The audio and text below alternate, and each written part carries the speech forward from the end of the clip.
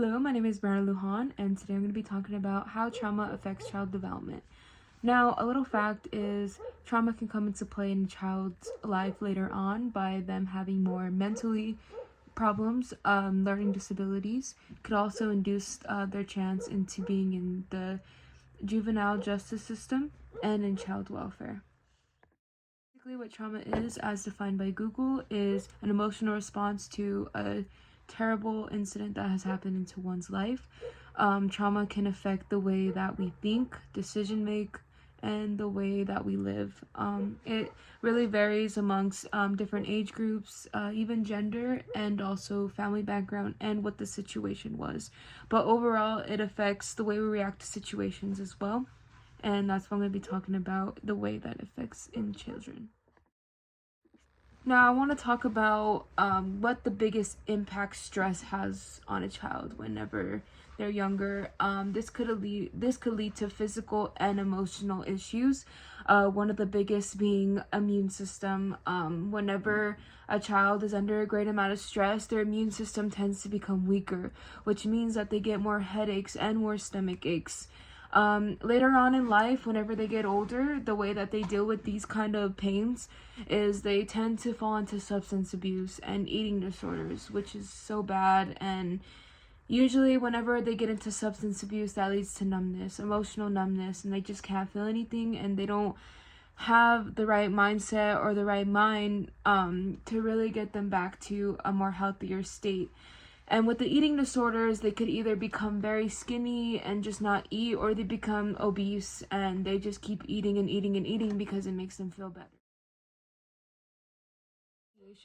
Deassociation is basically when a person feels like they're not in reality, they're not connected to themselves, they're just kind of like in a dream state matter.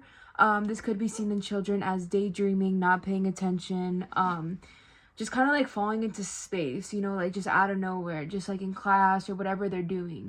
And this has a great effect on how they are socially, how they talk to people, how they do their work, how they're paying attention.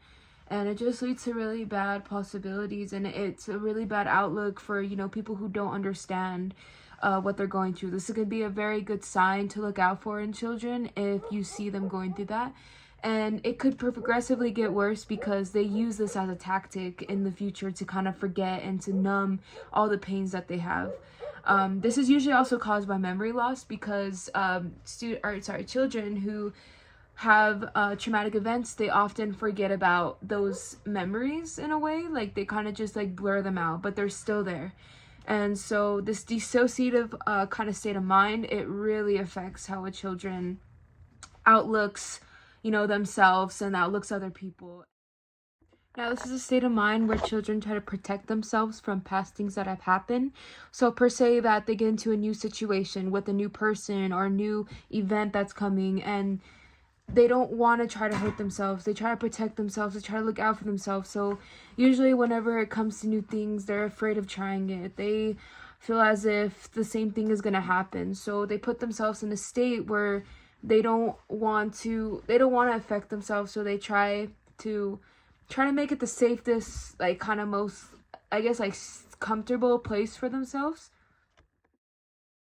Now, self-worth has a big play in, if a child experiences trauma, because like whenever a child is abused, whether it's emotionally or physically, they feel little, and they feel like the other person is bigger. So automatically they're gonna just feel less confident with a very self-value of themselves. And this comes into play with relationships. They often, whenever it's in an argument, when anyone's in an argument, they belittle themselves and they don't share out what they really think or feel because they feel like it doesn't matter.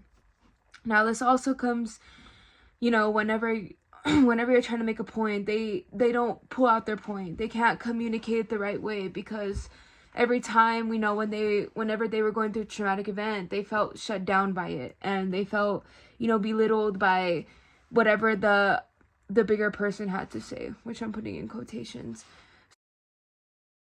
Now, when I talk about partner relationships, I'm meaning like relationship kind of like, And when I talk about this, I really emphasize because these are greatly affected by child trauma.